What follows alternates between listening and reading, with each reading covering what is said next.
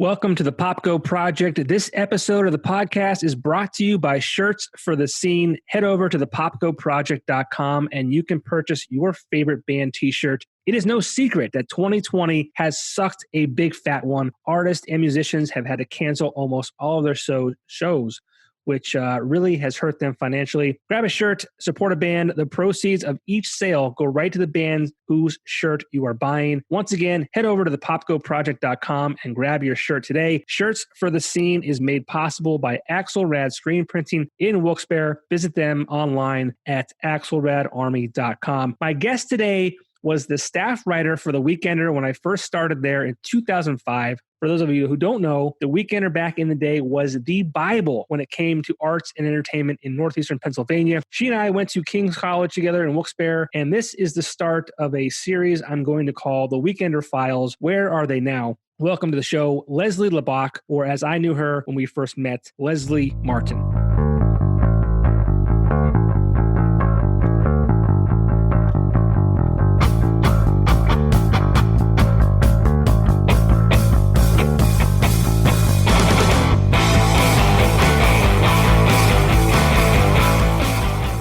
So cool. I'm really excited.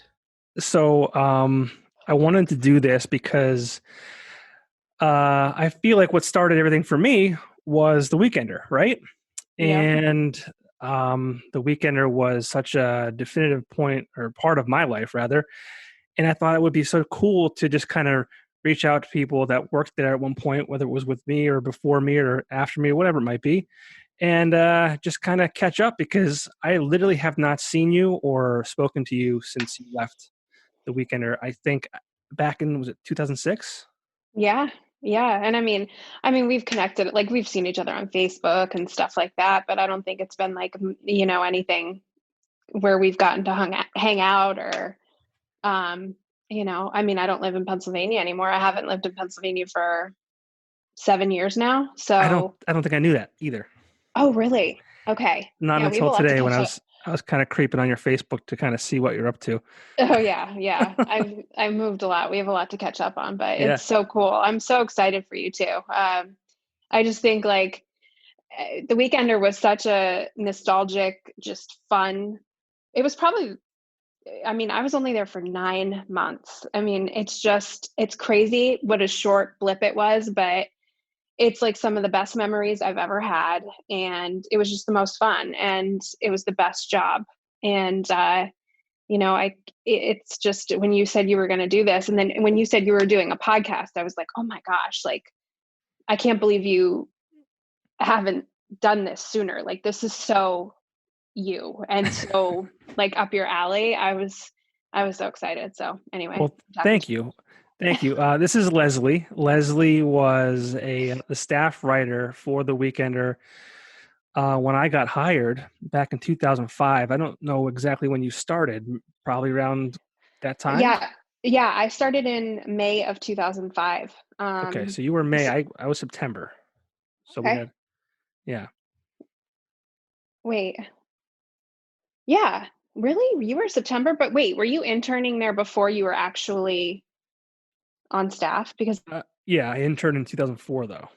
I thought see, this is why we're doing this. Okay. Yeah. Cause I was like, you were there a lot longer than, you had been around the whole time I was there. So, but I didn't realize that you hadn't come on officially until September. So, well, it's funny because I actually applied and interviewed at The Weekender.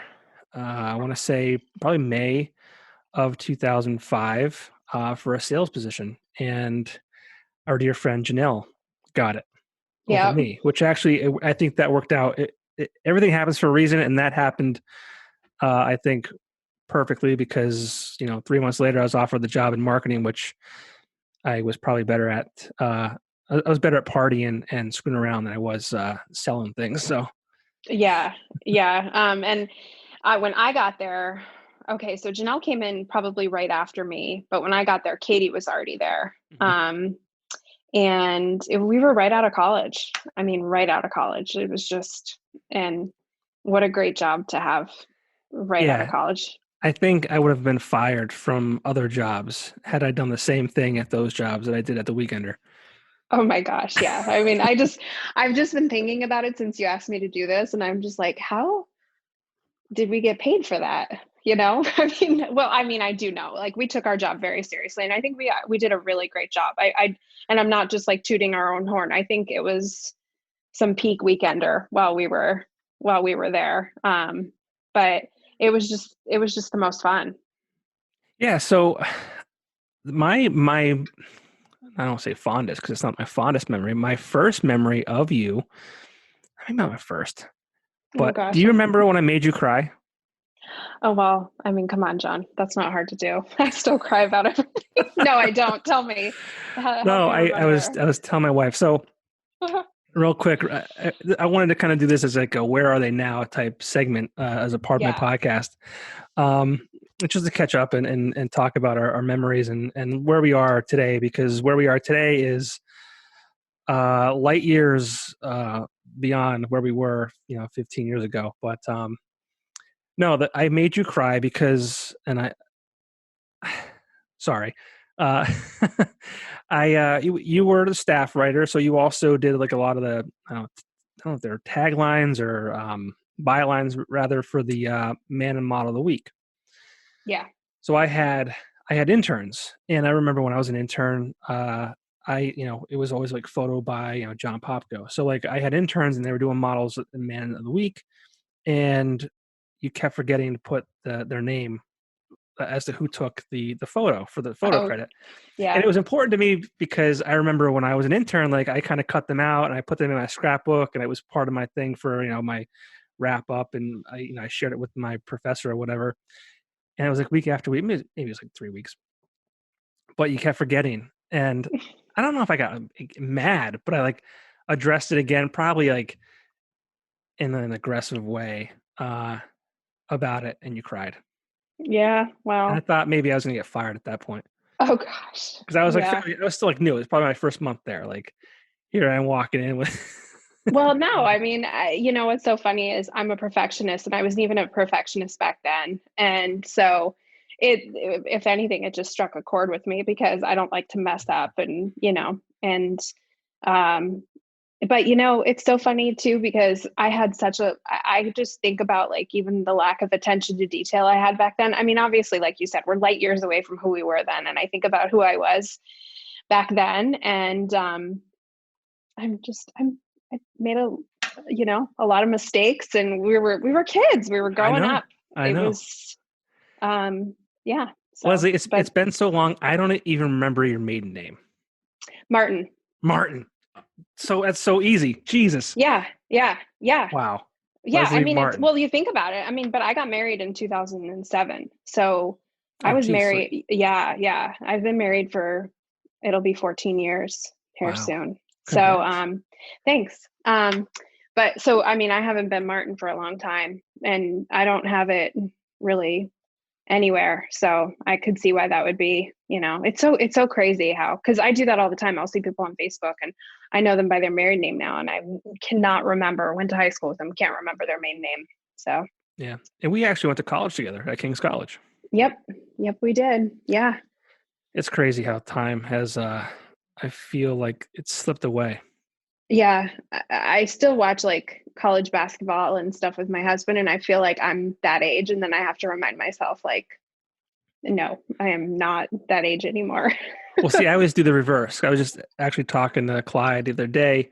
He's a musician in the area, and I always thought he was older because when I met him at the Weekender, he was on stages playing in bands, and I just kind of put him ahead of me in age. And I said that I'll watch kids playing college football, and they're 18, and even to this day, I still think that they're like in their 30s.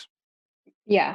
Yeah. It's funny. It's funny Yeah, how we remember things. I don't know. I always still feel like I'm that young person, or maybe I want to be. And like, I have a 13-year-old daughter now. that's And crazy. yes, I have a 13-year-old. I have a 10-year-old boy, 13-year-old girl, 10-year-old boy, and a 7-year-old little girl. And so, I think I'm cool, but then like, I have this 13-year-old daughter, and I mean, I think deep down she probably thinks I'm a little bit cool. I have to be cooler than Sure. some other Absolutely. I 100%. don't know. Yeah. And I want to get into that too, as far as, being a parent to three kids. Yeah. But I mean, tell me a little bit about, obviously you started at the Weekender before I did. So, I mean, how did that happen? I mean, did you go to school for that? And you kind of like, how did that happen? Okay. So we went to King's together and I was an English literature major. And so, it's funny though, because all throughout college, you know, nobody told me to go get like a teaching certificate. I could have gotten a teaching certificate for the same amount of 4 years I was there. I just had a straight English lit degree, which I still think is great because I'm well read. I write well. I was able to speak pretty well. So when I got out of school, actually, my friend Melissa Mm-hmm. Lawless, she saw the Weekender ad in the paper and she called me and she was like, I think you would be great for this. And I knew Katie. She was gross. Now she's Borkowski. She was gross, wasn't she? She was gross. Yep. Katie. Yep. Oh, A joke. yeah. A joke. Yeah. But she was working there. So I called her and she's like, oh my gosh, yes, you have to apply. And so I applied and Joe Student was actually, I think he was just the editor at the time. I don't think he was the general manager, or I don't know. I can't remember. He was the editor. Because he was gone by the time I got there full time, I think. Yeah. Because Christy Greer was Christy was the GM. Yeah. And Christy left right when I got there. Mm-hmm. And then Rachel, I think Rachel became the GM. I don't know. It's also blurry, but Joe Student was the editor and I came in for the interview. I was super nervous. He was amazing. And, I got the job. I mean, I had the job before I even graduated from King's, which was just, that's the dream, really, right? It was really cool. And then to also work for this, arts and entertainment magazine, which was, I mean, you went out to eat in Northeastern Pennsylvania and you immediately looked for the Weekender and opened it up to see what bands were playing where on the weekend, what bars. It's always been a great publication, but like, I think it was just, even the rivalry between Electric City, Diamond City was at a peak then. I mean, the readership was so high and this was pre-internet. I mean, we didn't have a website then. I think we just started to get email addresses that you could email us, but we very rarely, got emails, and it was just purely driven by advertising and marketing. And but anyway, so I started in May 2005 and it was just awesome. My hours were 10 to 6. 21, Thank God. 21 years old, 10 to 6. So, we would work until 6 unless it was a Tuesday night. Yeah. Or a Wednesday, because Wednesdays were short for us because, Tuesday, and I forgot, what did we call Tuesdays? Was it pub? What did we call Tuesdays? I don't know. Remember, we had a name for it, because Tuesdays, for anybody listening in the Weekender, Tuesday was we were there until the paper was done, literally until it was sent over to print. And so, depending on how well we did that week, it was either, like an 8-hour day or 12, 14. I mean, there were times we were there until, I don't know, probably like into the morning. It was late. Yeah. Sometimes. Yeah. So, and then Wednesdays, but it was just a dream, 10 to 6. And then we would go home for a few hours. And then wherever the marketing, wherever we were doing a marketing event that night, that's where we would go. And, and back then too, even if we weren't doing an event, I mean, there was always a night of the week in Northeastern Pennsylvania that had a dedicated bar that you would go to. I'm going to show my age here, but Mondays, I think, was Ale House. Yep. R.I.P. No longer exists.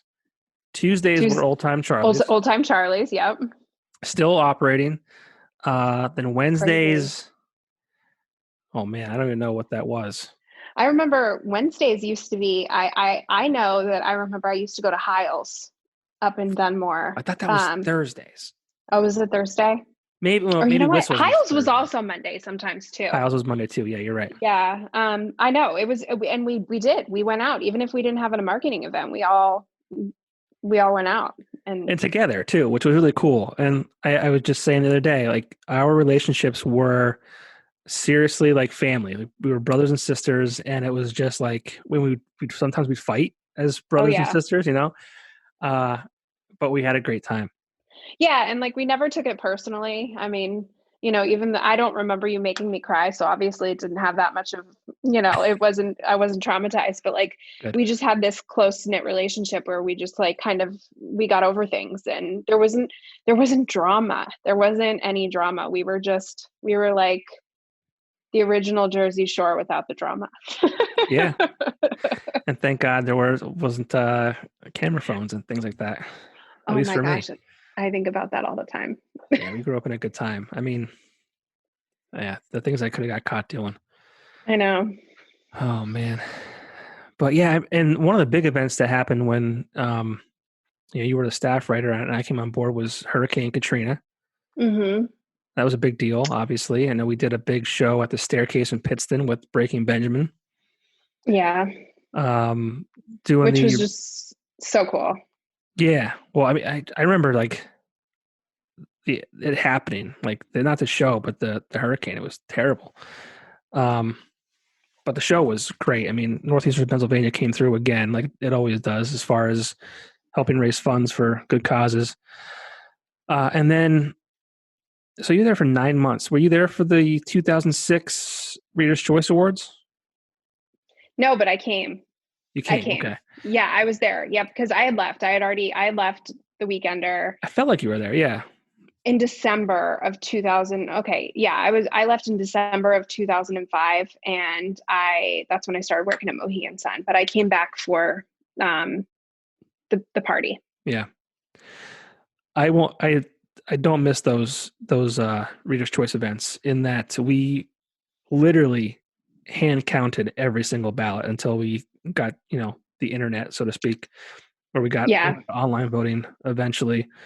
But even then, I think we did a combination of online and paper, which was just, we'd go to Rachel Pugh's house and we'd have wine and beers and we would count Reader's Choice ballots. And it was fun. We made the best of it, but I don't miss those days. Yeah. Yeah. I remember that was that first party was it was called O, right? It was Oyster, yeah. Yeah, Oyster, like Genetti's, right? And Genetti's, yep. Yep. Yeah, I remember that party. I was already gone, but I had a really good time that night. Yeah. I think that's the night that Paul Young, did Katie jump on Paul Young's back? Polly from Panacea? Yeah. Yeah. I feel like that happened. That could have been. And somebody was riding a, what do you call it? One of those carts for, your luggage and shit. Oh yeah. Yeah. Yeah. We had such a good time. The model of the year party, yes. At the Woodlands. I don't know if you remember what happened there. I don't. Okay. I was probably really drunk. So speaking of casting votes, we had to do it all manually. So like, I mean, not manually, but like you literally had to write who you were voting for model and man of the year. And so it was at the Woodlands, it was in the ballroom, and it was packed. Our events just were so packed. I mean, it was just the thing to do. And I remember it was like a last call to vote for model and man of the year, and people started coming at the table and they started shoving. And there was a girl who came up and she was like trying to vote, and she started to push.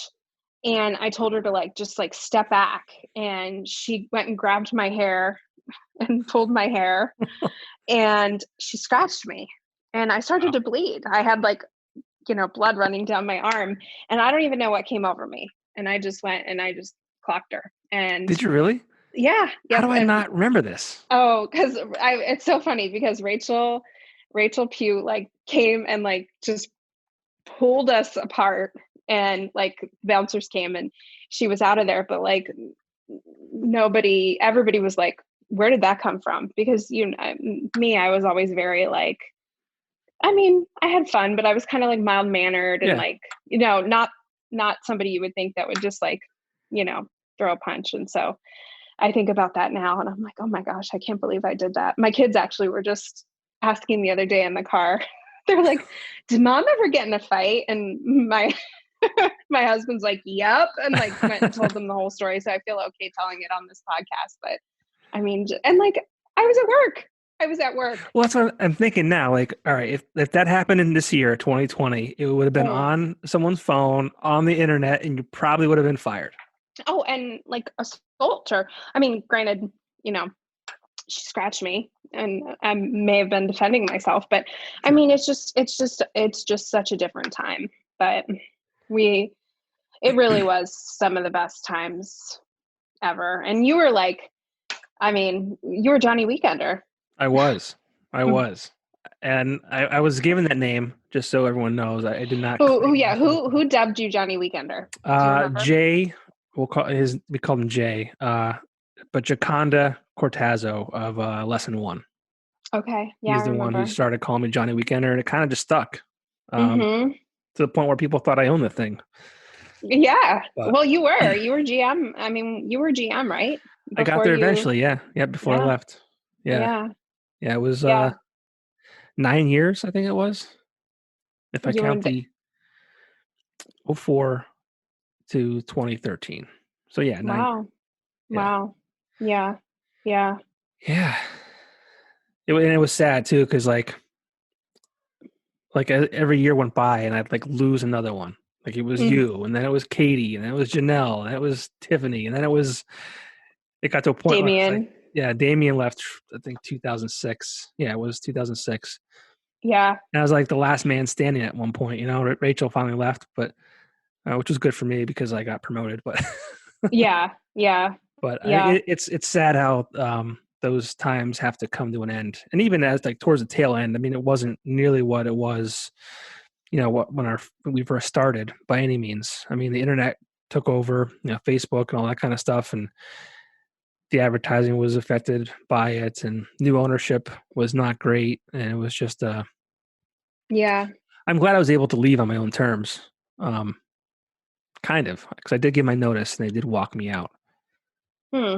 Yeah. Well, I was going to Time Shamrock. Which, so it was for radio. Competitor. Yeah, I got it, but I mean, I'd be lying to you if I told you I didn't cry.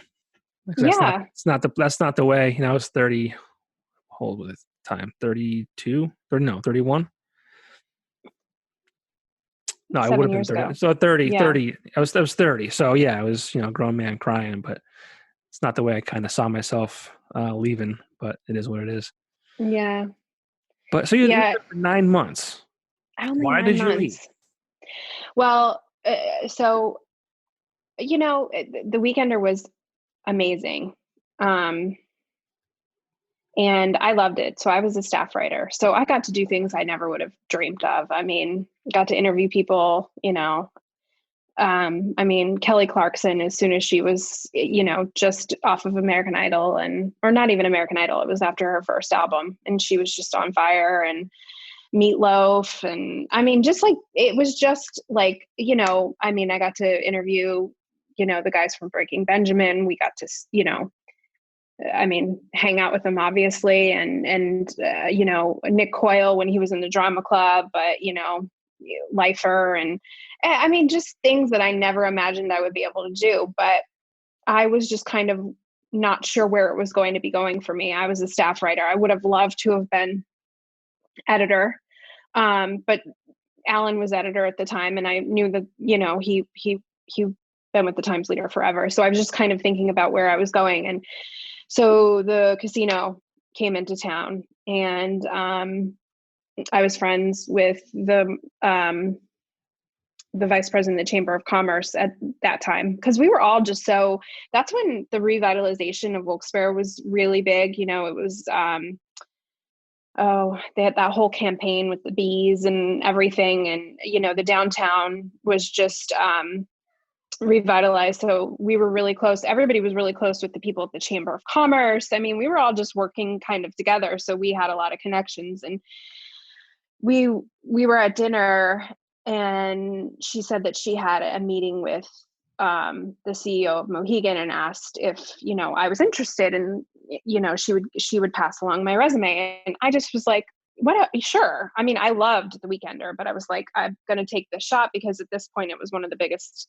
employers coming to the area. Sure. And so, I ended up getting a call and interviewing, and the person who actually interviewed me is my husband. That's how we met. I don't know if you knew that. I think I did. Yeah. So and it was funny because he called, and I don't know if you remember, but I had my nose pierced, and Yes. And so Katie, and Katie is still like my best friend to this day.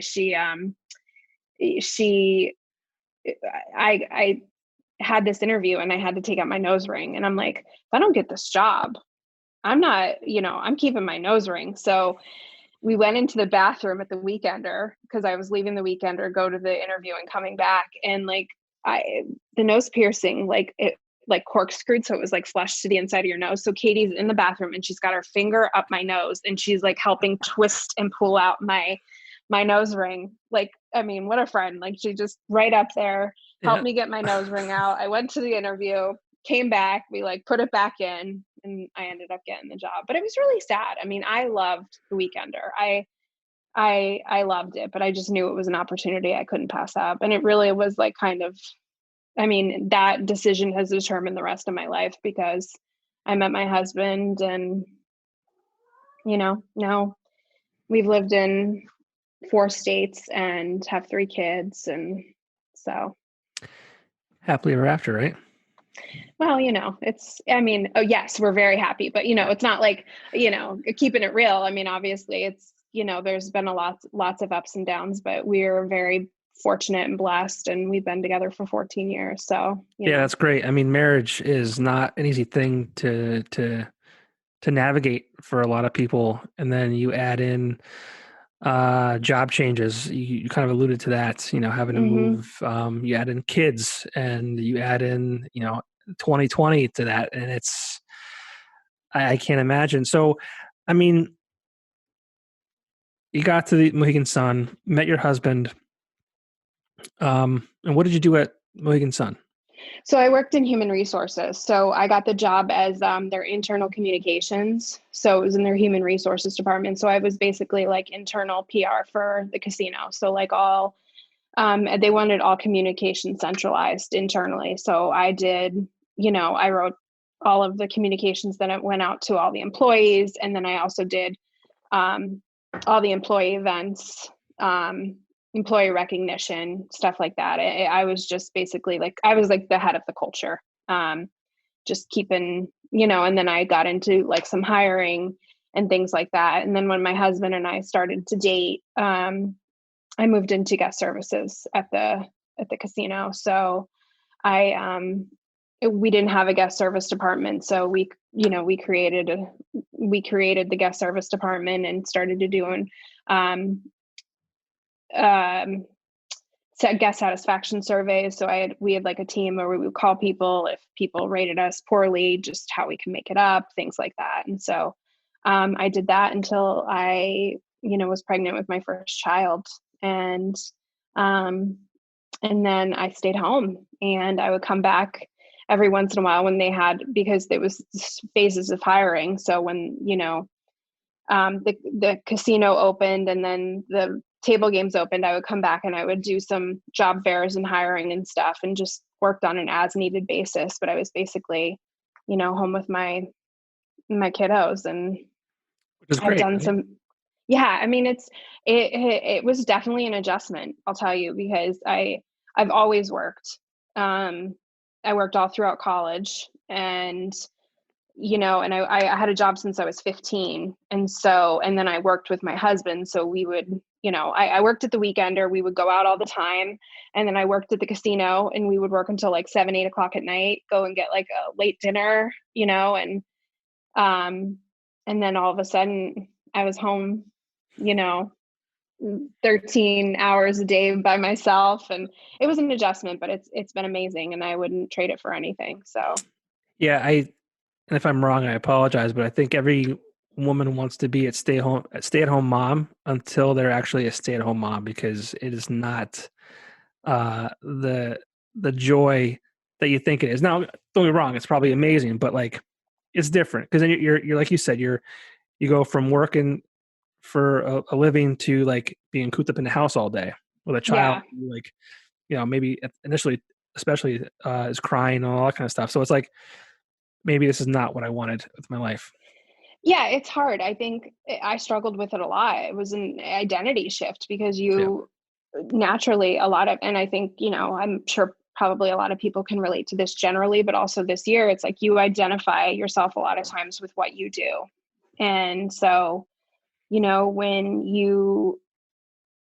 when you are, oh, I was this and I was that, and, this was my job. And then you're at home, it's just like you have this shift in identity and you're like, okay, well, what am I now? Yeah. And not that, I mean, it's been wonderful. It's been great, but there is that piece that I've, and I still do miss it. Just like having something, carving something out for myself, Right. or, and I think I still struggle with that, even though I wouldn't change it if, I've been able to be here for everything. And my kids, I'm always here with my kids. And even now, like in this pandemic, my kids I think they've gone to school 30 days since March 13th. And Yeah. so I don't know how parents do it that, I mean, don't have the flexibility that we do, that I'm just home and I'm able to just be here for when, school's canceled.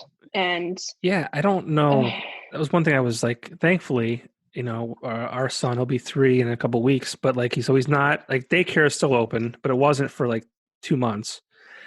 But I mean, how do two parents who have to work, who have children who need to be taught school, how do they do it? How do they do it? yeah, I mean, so many things have been called into question this year of, and just where our priorities lie too. And it's been, I mean, I think it's just been difficult for everybody. And, we've moved several times, and we've had job loss. And so my husband's actually starting his own business right now. Well, he did start it, but it's like in the middle of a pandemic. It's just, everything is challenging. It's Yeah. challenging, so. And what's he doing? So, okay. So he was at the casino, and then we moved to Connecticut, where, we moved to, Mohegan Sun, Connecticut, and he was, their vice president of human resources for a few years. And, he left there, and it was, it's public knowledge, but he went with Bobby Soper, who was the CEO of Mohegan Sun, Pennsylvania. And, there was just some tribal politics, and they just did like basically a change of command. And so we went from thinking we were going to be there forever and having ultimate job security in 2017 to just, no idea what we were going to do. So he started his own consulting company, and we went down to Florida for a year. We just lived in Florida for a year. We didn't know it was only going to be a year, but I guess like it was just our year of refreshing. And Bobby was down there, and they were doing some consulting work together. So, we didn't know if there was going to be international travel. It was just a kind of a nice place to park.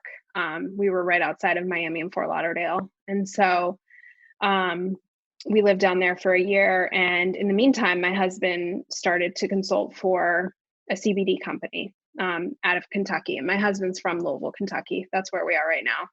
And he started to help with the company because he has a background in industrial organizational psychology. So he like kind of builds businesses, like the organizational structure of businesses. And so he started to help with that, and it kind of just took off. And so now they have a fully vertical CBD company. It's called Applied Botanics, and they have a line of CBD, and then they also have a pet line too. So they have, I mean, I never would have thought we would be in this industry, but I mean, they have this warehouse, and it's a huge chemistry lab, and they do all the extracting and, all of these really technical things that I have no idea what it means. But basically it's just, CBD is a chemical in the, marijuana plant, and it has a lot of great, it's been great for people's health. So that's where we're at right now. Yeah. I'm really happy to see the advancements in, that kind of stuff, especially marijuana. I'm hoping that I'm not a user. I have in the past. I'm not good at it. I'm not good at it at all. Plus I'm subject to random drug testing, but it's cool to see the advancement of that, and especially for people's health. So yeah, it's been really interesting. Like I said, we never thought we would be in it, and my husband didn't know anything about it. He just started to help them build the business, and he's been kind of self-taught. And he is doing a study right now with a biology company in California, and out of Brown University, that's looking at CBD and COVID. And we just never would have thought we would be in this position, but it's been really cool. He's been able to be his own boss, and it's helping people. I mean, he's getting, he has a friend whose son had Tourette's and would have like tics. And once he started using the CBD, the tics went away. I mean, just the stories have been awesome. So, that's what we're doing. And I hope to, eventually be, help with the business when things change. My littlest one went to kindergarten last year, and I was going to take some time and then like start helping. And then COVID hit in March. And so I've just kind of been you've had a hell of a year, with the new job for your husband and that venture. And how have you guys been able to kind of maneuver through, the year 2020? I mean, as a parent, there's so much uncertainty. Like, how do you deal with that? And you have 3 kids. I mean, like, I'm a nervous wreck with one. Like, and again, like, he's a certain age where he's not in school. He's not in, grade school. So it's a little different in that sense, but like, and he's so young, he won't remember this moment, and hopefully things get better where he's not really affected by it. But like, you have kids that know what's going on. Like, they're going to school in masks or, just dealing with things that they'll remember forever. Like, how do you navigate that? I mean, I try to be as truthful with my kids as I can, and the appropriate truthfulness for their age. I don't want to give them too much that they can't handle, but I've always just tried to tell them the truth in a way that is transparent and what they can handle, but won't scare them. And so, we've just been very frank about what's going on. And, if anything, I just want there to be communication between my kids, and I want them to be able to tell me things. I don't want them to not be able to. So I just try to be pretty open with that. But like, yeah, it's been difficult. I mean, we've seen different things. I mean, I have a 13-year-old girl who is just, super social. I mean, I think I have to say that she has probably fared with it the best because of social media. Social media is like a double-edged sword. It's terrible in so many ways, but then she's been able to connect with her friends, because they text all the time. They're on TikTok, they're on Snapchat. It could be really terrible when there's being left out because, where we didn't have to deal with it. And I don't know if guys had to deal with this as much, but like, if you were left out when we were younger, you usually didn't really know about it. Now you have to like live someone's entire night through stories and snaps and everything. So it's hard in that part, but she's been dealing fairly well. But my 10-year-old and my 7-year-old, they've had a little bit of a harder time because they're just obviously a little bit more isolated and secluded. And so we've just had to keep an eye on those things, but it's difficult. I mean, it's just everyday parenting is really difficult. And the problems, just progress. each phase has its own little things. And I think that's just the hardest thing in life is just, I will be successful if my kids grow up and they're, happy and well adjusted. And by happy, I mean, we all have our difficulties, but just overall able to deal with life, independently and able to take things on, so. Yeah. I mean, I think being a teenage girl in a normal world is probably difficult. Add all this to it, I know. I mean, like go ahead. No, I was like, think about if we had the social media when we were the Weekender. I mean, I probably would have been fired earlier. Not earlier. Yeah. I would have been fired because I probably would have, at that young age, I probably would have mouthed off, back to somebody. Right. Yeah. Yeah. But yeah, I mean, it's a different world, and it happens so quick too. It happens so quick. It's like you blink and it's like. I know. I can't believe your son's 3 already. He is just absolutely adorable.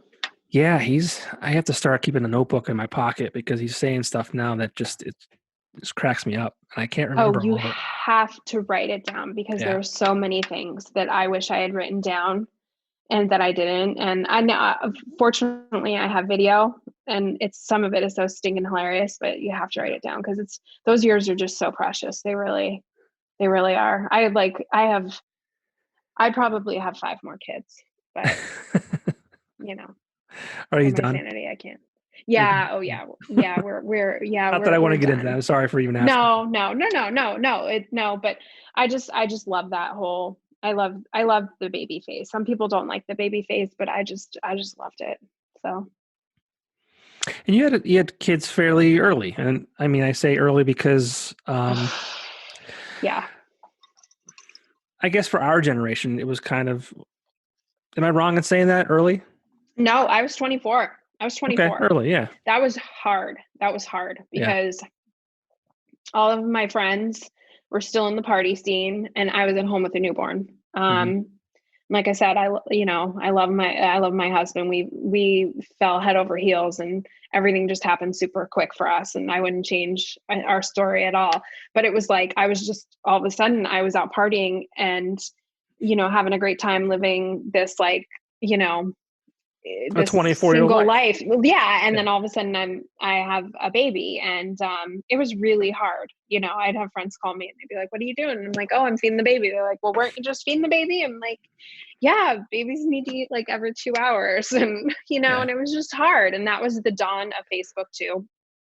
So I remember even seeing like pictures and, and it was rough, but then now I'm reaping the rewards of it because I have, my kids are like really self-sufficient, like they can get up and pour themselves a bowl of cereal and, let us sleep in. And, I had a friend in Connecticut who was like, if your kid can throw up in the toilet by themselves without missing, like you're over the hump. You made it. Yeah. Yeah. So I don't know. Yeah. Let me know when you're there. Cause it's like, it's an aha moment. Yeah. I mean, looking back, I just turned 38. So he'll be 3. So I was 35 when he was born. And, we had him later in our lives because my wife was in school forever because she's super smart and decided she wanted to be like a doctor. She's a pharmacist. She's a pharmacist, yeah. But, so she wanted to be a doctor initially. Well, first it was pharmacist, then doctor, then back to pharmacist. But like it was 4 years of undergrad. Then it was, I want to be a pharmacist. But she's like, in case I don't get into pharmacy school, I'll go for like a year towards my master's. There's 4, there's 5, 1 year towards master's, and she got into pharmacy school. So it was 9 years total. So that was the main reason. But I mean, we had, and she's 4 years younger than me. So we had, it was nice because she was still young. I met her when I was 25. I wasn't ready to stop partying yet. And she just started partying. So it was a perfect, we grew up together in a perfect way. And I wouldn't change anything for the world. But, thinking about it now, like, when my son is 16, I'll be however old I'll be, but like old, like right now I bend over and my knee hurts. So it's like, I wish that, we had that. And I mean, honestly, I was in the mindset of if we have kids, we have kids. If not, that's cool too. And then he was born. I was like, wow, I wish I did this a long time ago because well, I should say after the first 3 months, I was like, wow, this is amazing. The first 3 months, I don't know about you, but it was, for me, it was bad. Oh yeah. It's a shock to your system. Yeah. And it's like, why did we do this again? This is not what I signed up for. This kid doesn't see. Yeah. Yep. I have to say, I've just loved watching you become a father on Facebook because there's been so many times where you've written something and it's just like choked me up. You could just like see just the love that you have. And it's just really, I don't know, when you grow up with people and, when you see them at a stage in their life where they're just super happy and killing it and then have this beautiful family, it's just really, it's really cool. And, your little boy and your wife, you have a beautiful family. So it's been really, really cool. Really cool to see. Yeah. I don't know what I did to deserve all this. But I'm not going to ask questions because I am definitely blessed beyond what I ever thought was possible. But this is awesome. I'm so happy for you and your happiness, and it's kind of cool because I feel like, I don't know that I've ever felt this way. Definitely not towards you or people that I'm friends with. But you see people and you're like, maybe it's jealousy, but like you kind of, especially when you're young, right? You're very competitive and you're kind of like, I want that for me, or they don't deserve that. And like, I'm at an age now where I'm just like, I'm so happy seeing people happy. And I was part of a wedding business a few years ago, and I've kind of like gotten back into that. I can't talk about it too much, but I just like seeing people happy. Like I'll cry out of happiness seeing other people happy, and it's a cool place in life when you get to that point where like you can just be happy for other people because you're happy with your own life. It's just, I don't know. Yeah, and it is. And that's one thing too. Like I'm so grateful for Facebook and social media because having moved as much as we have and been out of the area, I just I don't get to see people. And especially when I come home, it's just like to try to see everybody. It's just so hard. And it's so funny. Last year though, we had a surprise party for my husband at Rodano's. And then, so we wanted to go out after. Uh-oh. So, it's so much has changed there. I mean, and I just have such a soft spot.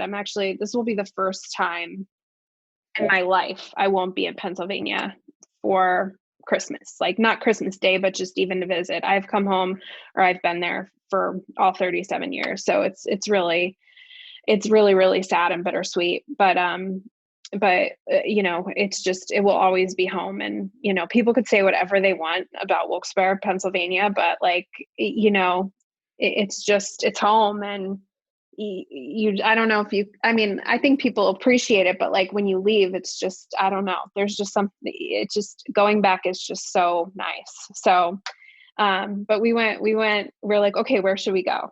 And we had no idea where to go. And we wanted to go within walking distance. So we went to like, I don't know, there's a bar right next to Rodano's now.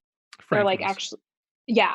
And then there's like one right next to it too. Like they're like, you can go to the other side of it. Is that like, it's like two bars in one sort of. Oh, what year was this? This was last year. It was like, it had to have been Franklin's then. Yeah. Cause okay. Franklin's, or so maybe it was it's attached to Rodano's then. Yeah. Right. Yep. Okay. Yeah. So we went to Franklin's and then we wanted to leave there. So we went over to, and I don't even know what it's called now, but we went over to what was the Elbow Room.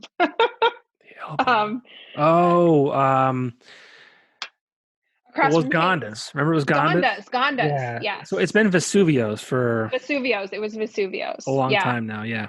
Yeah. So we went over there and we had like it was a really fun night out, but like I just going in there, I just remember being in college and going over to Gonda's and getting like a hoagie or,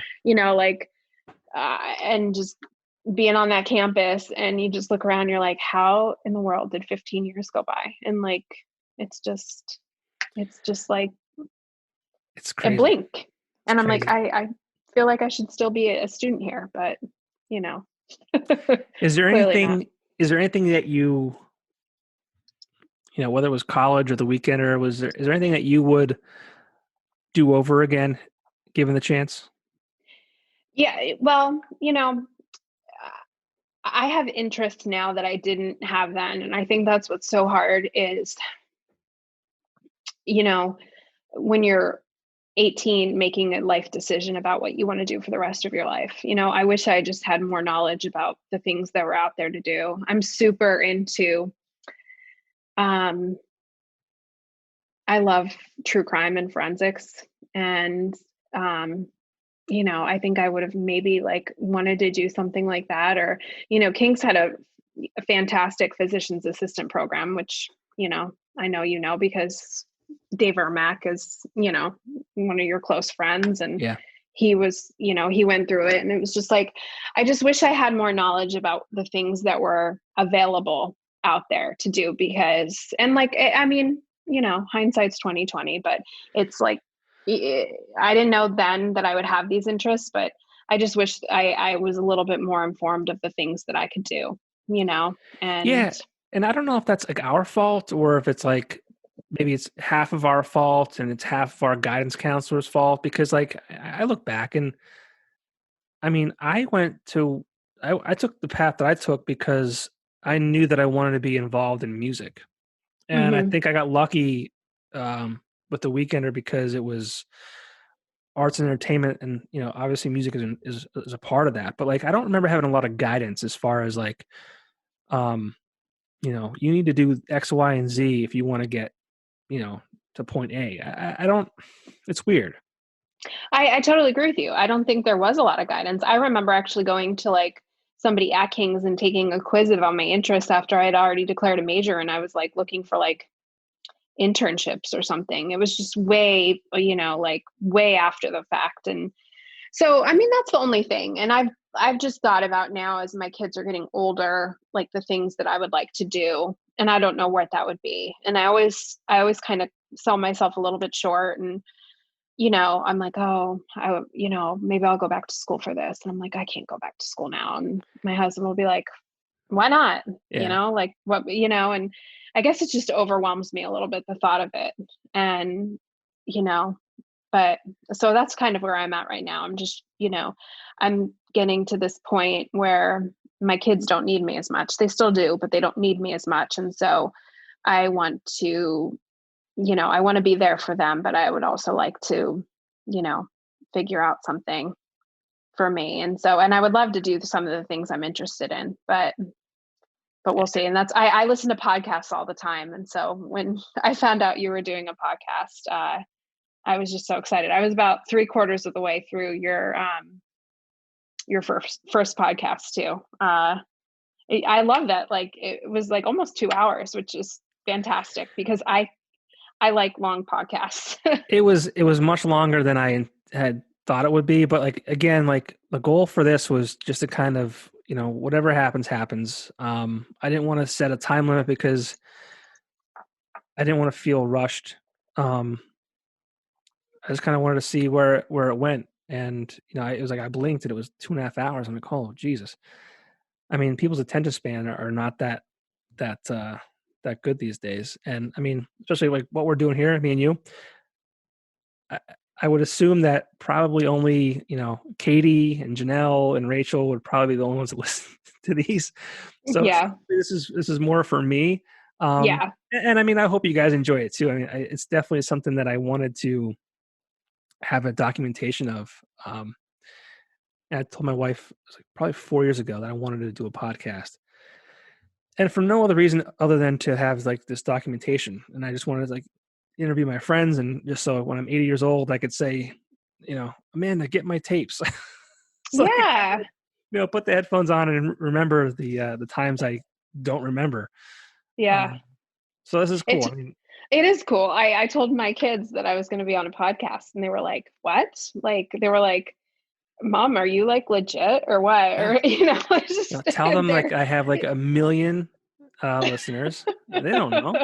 They're like, what are you going to talk about? I'm like, come on, give me at least some credit. I mean, It's already been an hour, so yeah. it has been, look at that. Yeah. But no, it's been awesome listening to the first podcast, and you just have such a niche in the, music scene, and you've helped the local music scene so much. It's just crazy. I mean, I mean, everybody, and everybody knows you, and like even the things you're doing to help promote right now with, I mean, people are just suffering with everything's closed, and yeah. Well, it's for me it was twofold with the shirts for the scene. I know that's what you're kind of referencing. My radio show was put on hiatus. That's fine. Which is yeah. I've listened to that, and I was like, Christmas music, like, okay, but okay. Yeah. It's their radio station, it's their money, the names of the building. So yeah, I was never mad. I was never mad at all. I was just kind of like, man, but like in the same sense, like I'm not stupid. Like I knew the day was going to come eventually because that's just what happens in radio.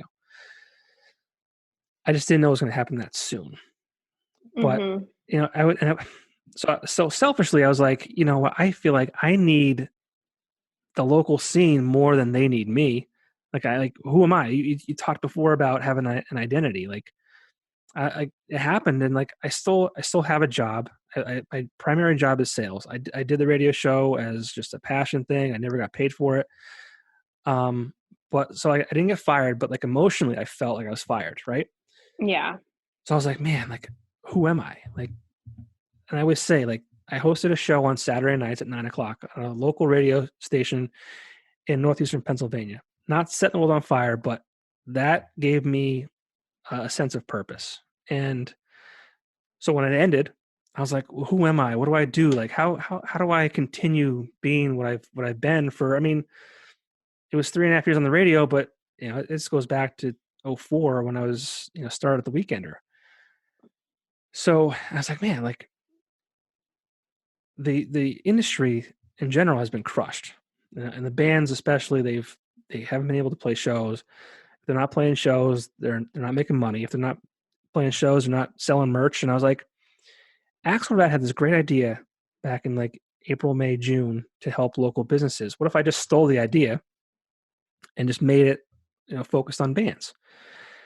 And I asked their permission. I needed their help anyways to print the shirts, and they're like, "Yeah, love it. Let's do it." And Shirts for the Scene was born. And it's funny because when you host benefits, and I'm sure you were part of many. I mean, we talked about the one with Breaking Benjamin for the Hurricane Katrina. Whenever you do benefits or charity events, you're always like, all right, who can we get to play the show so that way people come and donate money? And you always use the bands, right? But we've never given back to the bands for all their help that they've given over the years. So I felt like this was a way for us to kind of help them. And it's a terrible time of year. Unfortunately, the entire world is going through what they're going through. But I guess any little bit helps. Yeah.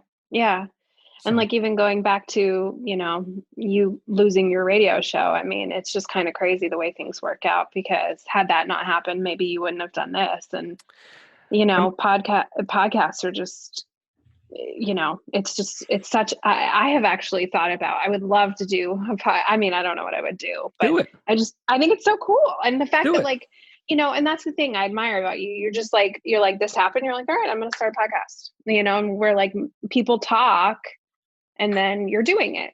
And I just think it's really cool. And when you messaged me and was like, would you be interested? I was like, you want to talk to me? Like, I sometimes feel like my blip on the Weekender was so short that like, like, I'm like, I wonder if people even remember I work there, so it meant a lot to me when you reached out. Again, I'll be selfish in this and say I don't care. I mean, if someone listens to this and says, "Oh, that's cool," like, and they're introduced to you, that's great too. But like, I just think it's a good documentation to have, and it's it's selfishly, it's for me too, because I hadn't seen you for probably 14 years or longer since you left. I mean, obviously you said, like, we have Facebook, which is great, and we can kind of see a glimpse into each other's lives. But outside that, I mean, this is the longest conversation we've had in 14 years. So I just thought it was a great way for all of us to reconnect. And I hope, that, people like Rachel Pugh will listen to this and kind of be reminded of your time there, and, or whoever else was there. Like, I just hope. Oh yeah. And I was like, maybe we should do like a whole, like, and maybe this will be like the grand finale where like we all jump on one of these calls and kind of like. I think that'd be really cool. Maybe that might be, and I just thought of that now, but I kind of wanted to get a one-on-one with everybody that, yeah, was once there, just to, and hopefully do you have everybody like cute, like I mean, Damien agreed to do it. Rachel's in, I think Joe Student is going to do it. Christy Greer was going to be my first guest, only because I was like, all right, well, Christy gave me the internship that started it all. Like, let's start with her. But I got a sense that she was getting cold feet. So I'm like, I gotta get this on the get going on this. So I was like, all right, well, I'll reach out to Leslie. Meanwhile, the reason why I hadn't heard back from Christy was because she was digging in like bins of old weekenders, just doing some research. Oh, naturally. She texted last night. I'm like, oh, you know what? Full transparency. I kind of moved on from you as the first guest, but I'm glad you're going to be prepared. Well, you could edit this and still have her as the first guest, and nobody will know the difference. But she's prepared now, so she's ready. And how about Katie and Janelle? Are they Katie's on board too? I don't know did Janelle respond to me? I don't think she responded to me. Janelle's one of my favorite stories. Do you remember when the ad copy got messed up? And I forget what business it was for, but it was supposed to be specializing in Northeast PA's best home fries. Oh my God. Home fries. And it was home fires. Home fires, yeah. That's a terrible ad. I mean, like back then, like laughed. She was the best for a good laugh. Yeah. Looking back at this now, like, I did message her. She read it, didn't respond.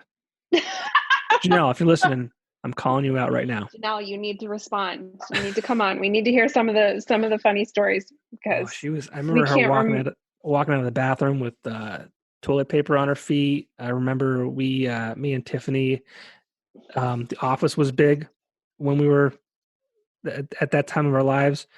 We hid her phone in the ceiling. Oh yeah. We had a blast. We had so much fun. I mean, remember when like Damien painted the Weekender wall? We had such autonomy to do, I mean, yeah, it was just crazy. And there was a lot of change there too.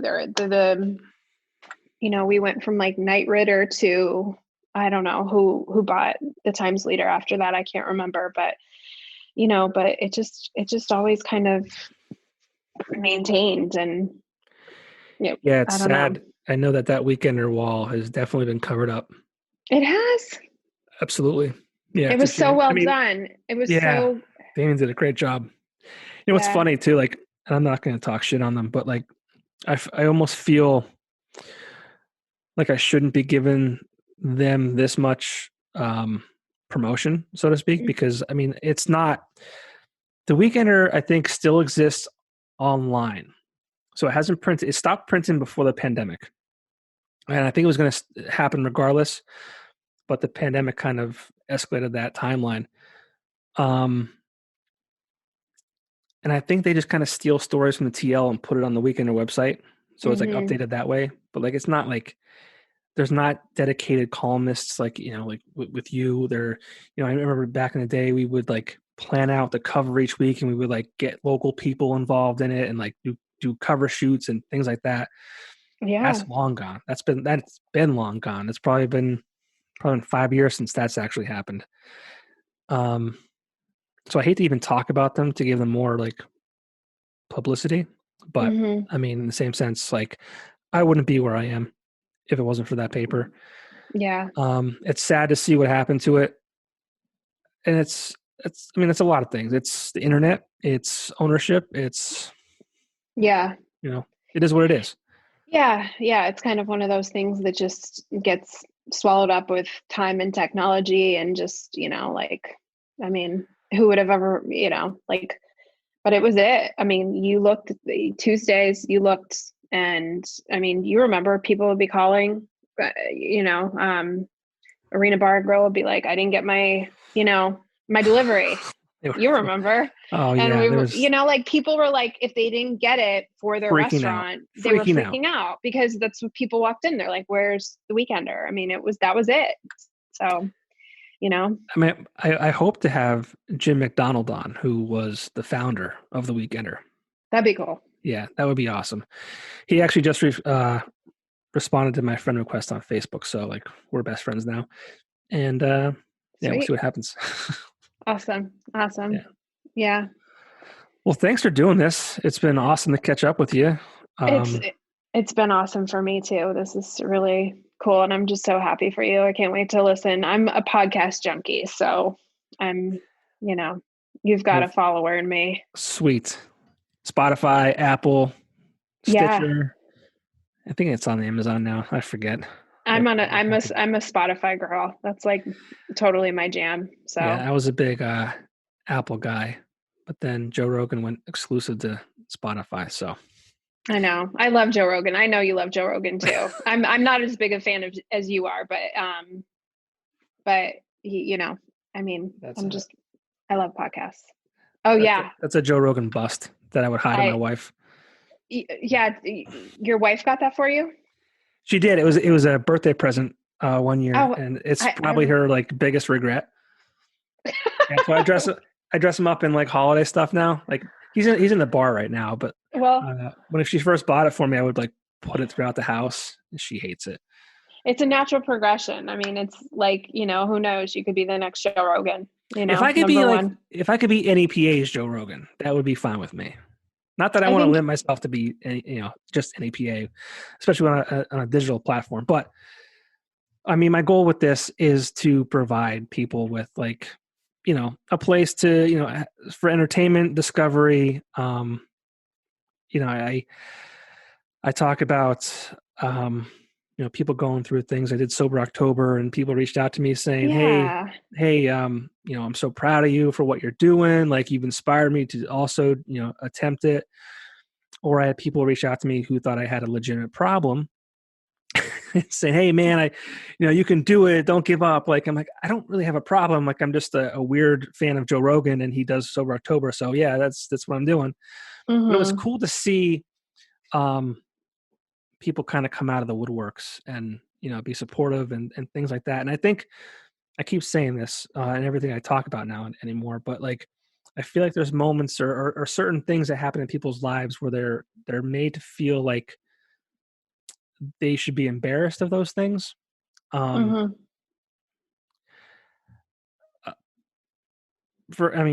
instance, my wife and I, we've experienced 3 losses in the past year, trying to have a second child. So yeah, I actually just listened to that on your podcast. I'm so sorry. I didn't know that.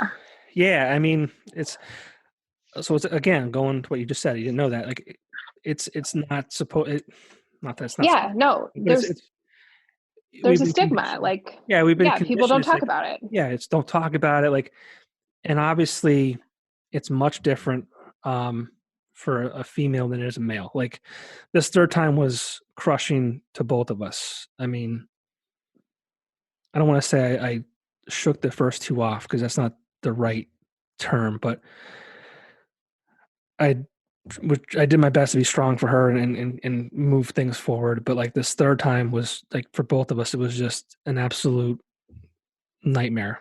But that's not what I want to get into. I want people to be able to, if they hear something like that being talked about, feel that they can open up and talk to other people about it, because it shouldn't be kept a secret. You shouldn't be made to feel like you're alone in that moment. Agree.